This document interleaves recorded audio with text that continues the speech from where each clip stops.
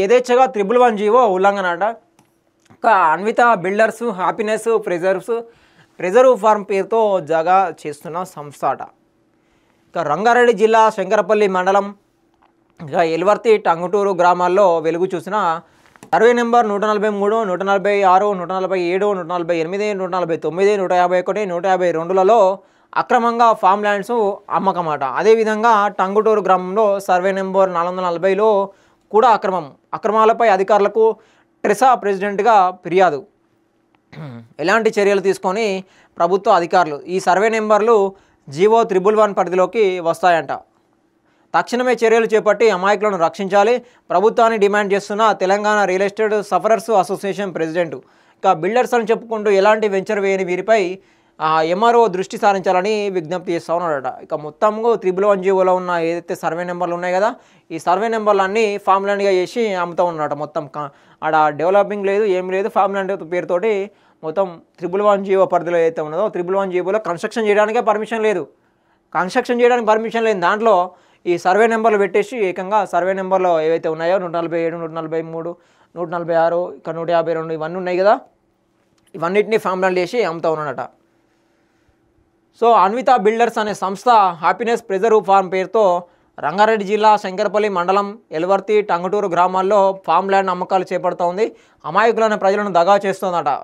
యథేచ్ఛగా 111 జీవోను ఉల్లంఘిస్తూ సర్వే నెంబర్లు ఇప్పుడు చెప్పినాం కదా 143, 146, 147, 140, 149 మొత్తం 1, 2, 3, 4, 5, 6, 7 మొత్తం 7 సర్వే నెంబర్లు ఉన్నాయి కదా.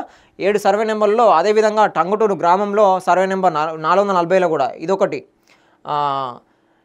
వేరే ఊళ్ళో వేడొకటి, అదేవిధంగా టంగుటూరులో వచ్చేసరికి 441, ఇది మొత్తం 7, ఇది ఒకటి 8 అక్రమంగా ఫామ్ ల్యాండ్స్ అమ్మకం చేస్తుందట. కాగా Telangana real estate sufferers association president ఈ దారుణాన్ని గుర్తించి సంబంధిత అధికారులకు ఫిర్యాదు చేశారు. ఈ భూమి మొత్తం ఎంత ఉంటుందటంటే విస్తీర్ణం 54 ఎకరాల ఉంటుందట. దాదాపు 270 ఫామ్ ప్లాట్లు ఉన్నాయట.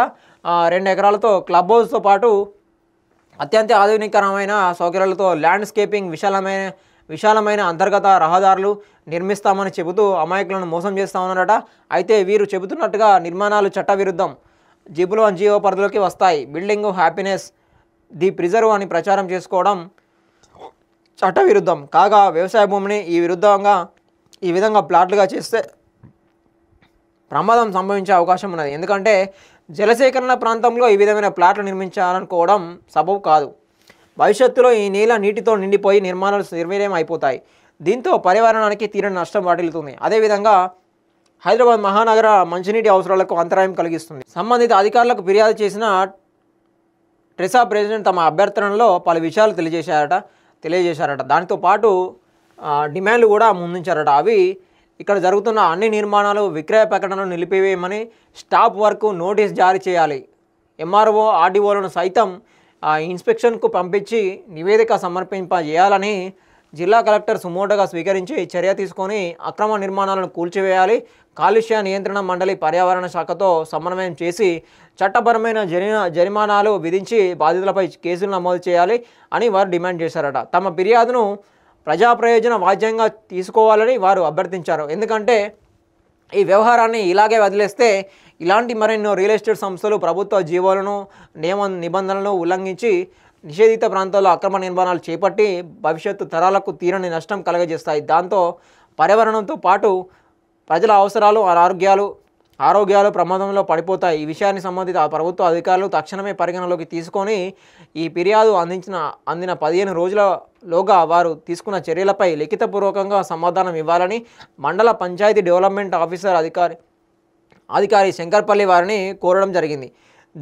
దీనిపై సంబంధిత అధికారులు స్పందిస్తారా, అక్రమ నిర్మాణాలను అరికడతారా, 111 జీవోను కాపాడతారా వేచి చూడాలి ఉన్నది.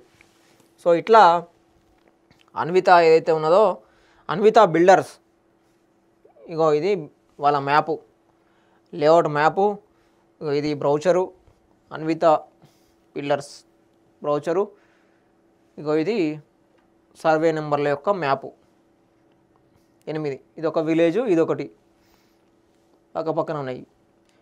సో మొత్తంగా 111 జీవో అంటే అక్కడ ఈ నీళ్లు నిల్వ చేసే ఏదైతే మంచినీటి సరస్సు కోసం ఏదైతే నిల్వ చేసే ఒక ప్రభుత్వ ఆధీనంలో ఉండే భూమి అన్నమాట.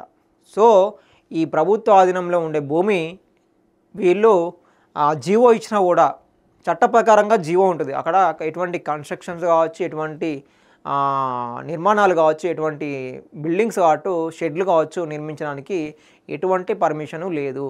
అట్లా మొత్తము ఒక 7 సర్వే నెంబర్ల మీద, అదేవిధంగా ఇంకొకటి వేరే విలేజ్లో ఇంకొక నెంబర్ మీద, మొత్తం 8 సర్వే నెంబర్ల మీద వీళ్ళు ఫ్యామిలీలు విక్రయించి అమాయకమైన ప్రజలను మోసం చేస్తూ వస్తూ ఉన్నారు. సో దీని మీద మరి మండల ఆఫీసర్లు కావచ్చు, డిస్ట్రిక్ట్ రెవెన్యూ ఆఫీసర్లు కావచ్చు, మరి దీని మీద చట్టపరమైన ఏదైతే ఎన్విరాన్మెంట్ సంబంధించి బోర్డు ఏదైతే ఉన్నదో, పర్యావరణాన్ని కాపాడే బోర్డు అధికారులు ఎవరైతే ఉంటారో, జల సంబంధిత అధికారులు ఎవరైతే ఉంటారో, ఈ ప్రాజెక్ట్ సంబంధించి ఈ మంచినీటి ప్రాజెక్ట్ ఏదైతే ఉంటుందో 111 సంబంధించి ఈ పరిరక్షణ కమిటీ ఏదైతే ఉంటుందో ఆ అధికారులు ఎవరైతే ఉంటారో ముఖ్యంగా స్పందించాలి. పంచాయతీ సెక్రటరీ కావచ్చు, అదేవిధంగా ఆర్డీఓ కావచ్చు, రెవెన్యూ అధికారులు కావచ్చు, మున్సిపల్ అధికారులు కావచ్చు, డెవలప్మెంట్ ఆఫీసర్లు కావచ్చు, కలెక్టర్ గారు కావచ్చు, ముఖ్యంగా కలెక్టర్ గారు స్పందించి దీన్ని కాపాడితే అమాయకమైన ప్రజలను మోసపోకుండా కాపాడిన వాళ్ళ మాత్రం. లేదంటే ఇటు భూములు పోతాయి, అటు ప్రజలు కూడా మోసపోవడం జరుగుతుంది. అక్కడ కన్స్ట్రక్షన్ చేపడితే మళ్ళీ అవసరమైతే కూలగొడతారు. సో అక్కడ కన్స్ట్రక్షన్ చేయడానికే పర్మిషన్ లేదు. మెయిన్గా అక్కడ నిర్మాణాలు చేపట్టడానికే పర్మిషన్ లేదు. ఓన్లీ 111 జీవో అంటే 111 జీవో అంతే. ఇక అక్కడ ఓన్లీ నిర్మాణాలు ఏమి ఉండవు. అక్కడ నీటి సరస్సు కోసం అక్కడ ఏర్పాటు చేసిన భూమి అది మొత్తం. సో ఇది ఇక్కడ తెలంగాణ రాష్ట్రంలో 111 జీవో అమలవుతున్న దాఖలాలు కనిపించడం లేదట. ఇక్కడ చూసినా ఉల్లంఘనలు జరుగుతూనే ఉన్నాయట. దీనితో పర్యావరణానికి, భూజలాలకు తీరని ముప్పు ఏర్పడుతుంది. ఒకరిని చూసి ఒకరు ఈ విధంగా అక్రమంగా వెంచర్లు, ఫామ్ ల్యాండ్ అమ్మకాలు చేస్తుంటే భవిష్యత్తులో పెను ప్రమాదం ఎదురవుతుందని సామాజికవేత్తలు ఆందోళన వ్యక్తం చేస్తూ ఉన్నారట. తాజాగా రంగారెడ్డి జిల్లా శంకర్పల్లి మండలం ఎలువర్తి, తంగటూరు గ్రామాల్లో ఇలాంటి దురాక్రమణ వెలుగు చూసిందట. మొత్తము దీని మీద చర్యలు తీసుకునే దాఖలాలు మాత్రం కనబడతలేవంట. మరి ఇప్పుడు ఇట్లాంటి ల్యాండ్లను ఉండకపోతే ఫ్యూచర్లో ప్రమాదం, పెద్ద ఎత్తున ప్రమాదము పొంచి ఉన్నది మాత్రం మనం అర్థం చేసుకోవాలి. దీని మీద మాత్రం ఖచ్చితంగా కలెక్టర్ గారు స్పందించాలి మెయిన్గా.